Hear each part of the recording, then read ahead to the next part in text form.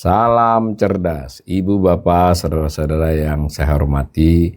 Sesi membaca berita dan sedikit komentar dari saya kali ini membacakan satu tulisan dari Bapak Dahlan Iskan, ya, mantan Menteri BUMN kita.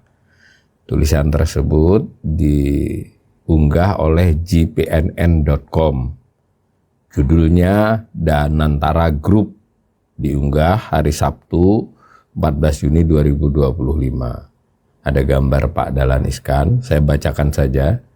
Setiap kali membaca berita RUPS perusahaan BUMN selalu terlihat surat ini. Surat keputusan Kementerian BUMN yang berisi penentuan direksi komisaris baru. Danantara sebagai pemegang saham 99,99% kalah oleh satu lembar saham yang dimiliki Kementerian BUMN. Itulah hebatnya kekuatan saham seri A yang juga disebut saham merah putih. Saya pun ini Dahlan Iskan, ya, membayangkan apa yang terjadi di balik surat itu. Jadi pembukanya adalah Pak Dahlan Iskan membaca berita RUPS, membaca berita pergantian direksi dan komisaris BUMN yang itu tetap dari surat keputusan Menteri BUMN. Nah, kemungkinan pertama, direksi Danantara berkirim surat ke Menteri BUMN. Isi surat agar Kementerian BUMN menerbitkan surat keputusan untuk mengangkat direksi dan komisaris di suatu BUMN yang nama-nama dan jabatannya sudah ditentukan dalam surat Danantara itu. Dengan demikian, surat keputusan Menteri BUMN tersebut hanya formalitas. Jabatan Menteri BUMN hanya stempel.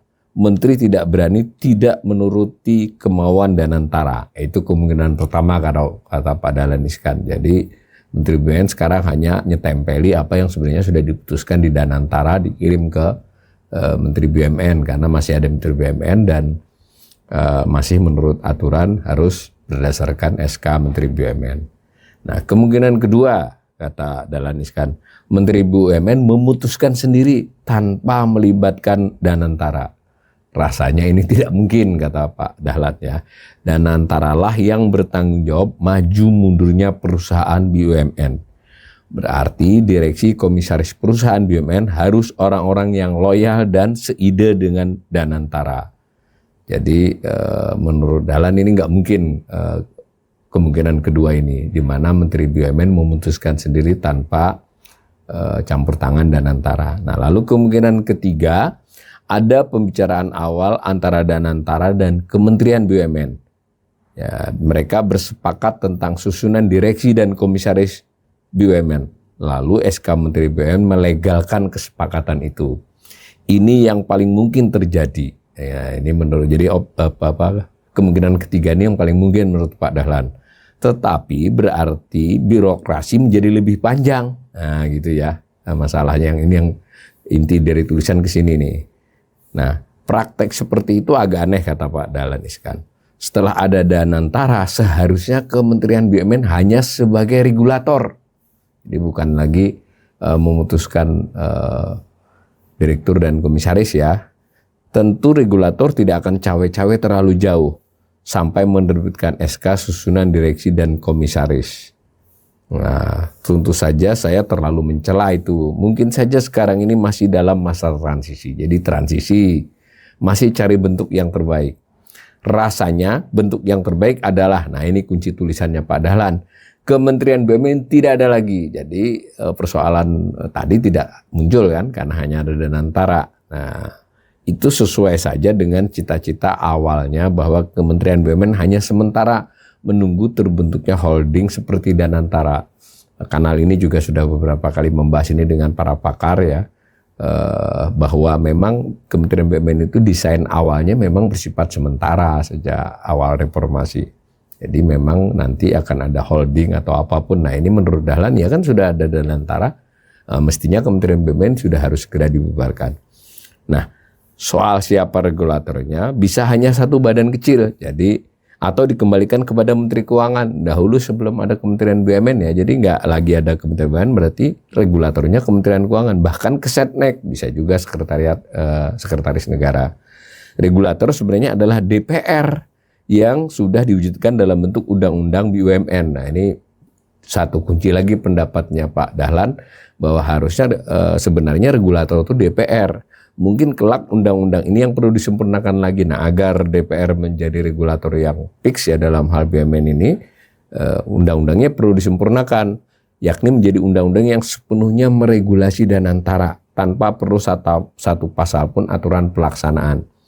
Saat ini menurut Dahlan baru undang-undang pers yang tanpa diperlukan terbitnya aturan pelaksanaan. Undang pers itu udah langsung operasional ya.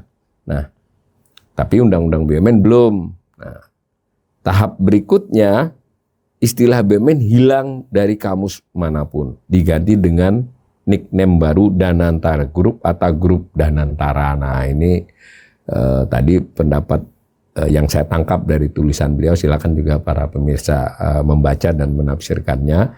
Tadi pertama yang diperlihatkan bahwa berarti ada Kementerian BUMN dan Danantara ini ada semacam dualisme. Kalau mereka bersepakat memperpanjang birokrasi, kalau yang memutuskan Kementerian BUMN, nah berarti Danantara akan tidak leluasa melakukan kebijakan. Jika Danantara yang melakukan, nah buat apa ada Kementerian BUMN? Nah itu ya, itu satu ide dari Pak Dahlan ya. Sebenarnya ini juga beberapa pakar yang di kanal saya juga udah pernah nih memperlihatkan juga pendapat yang senada ya dengan Pak Dahlan ini. Tapi yang menarik dari Pak Dahlan yang saya kira agak genuine ini adalah regulatornya tidak usah lagi dan Kementerian BUMN bubar, lalu tidak perlu juga dikembalikan ke Kementerian Keuangan, tidak harus juga dikembalikan ke badan manapun ya, tetapi bisa saja DPR regulatornya. Syaratnya DPR membuat undang-undang yang bisa dikatakan cukup detail ya, seperti detail sekurang-kurangnya tidak dalam arti banyaknya pasal ya, tetapi dalam arti sangat jelas aturan pelaksanaan. Jadi sekaligus dia operasional seperti undang-undang pers yang dicontohkan oleh beliau. Dengan begitu DPR yang jadi regulatornya. Nah, yang lain lagi dari tulisan ini tadi, kalau memang sudah demikian, ya istilah BUMN itu juga mestinya hilang dari kamus. Tidak ada lagi badan usaha milik negara, diganti dengan Danantara Group atau Grup Danantara. Nah, menurut saya ini tafsiran saya ya, sudah halus ini. Jadi sebenarnya nggak ada lagi badan usaha punya milik negara ya, kalau benar-benar sesuai arah yang dimaksud Danantara itu seperti apa. Dan di kanal ini ada pakar yang mengatakan kritiknya justru di situ. Nah, kalau begitu ada privatisasi, jadi pengalihan dari milik negara menjadi milik Danantara. Terlepas dari Danantaranya itu ada kaitannya dengan pengelolaan negara. Tapi secara hukum dia kayak di inbreng ya, inbreng itu dihibahkan. Nah, sehingga negara tidak memiliki saham lagi dalam konteks ini, kecuali saham A yang 0,01% tadi. Nah, jadi meskipun Pak Dahlan tidak menyatakan dengan eksplisit ya, tapi saya menafsirkannya ini tahap berikutnya istilah BUMN hilang dari kamus manapun, diganti dengan nickname baru Danantara Group atau Grup Danantara. Menurut saya ini kalimat yang sangat keras ya. Jadi saya menafsirkan seperti itu dan ditutup dengan pernyataan yang tidak kalah uniknya untuk kita imajinasikan ya. Bank Mandiri itu BUMN, bukan. Bank Mandiri itu Danantara Group. Hutama Karya itu Danantara Group, betul. Nah ini khas tulisannya Pak Dahlan ya, bahwa satu kalimat bisa jadi satu paragraf dengan cara seperti itu. Branding baru Danantara Group. Jadi nggak ada BUMN lagi nih. Brand BUMN hilang, berarti sub-brand akhlak juga ikut hilang. Kasihan akhlak. Nah, ini bercanda di ujungnya ini. Tapi menurut saya tulisan ini memiliki pesan yang sangat kuat.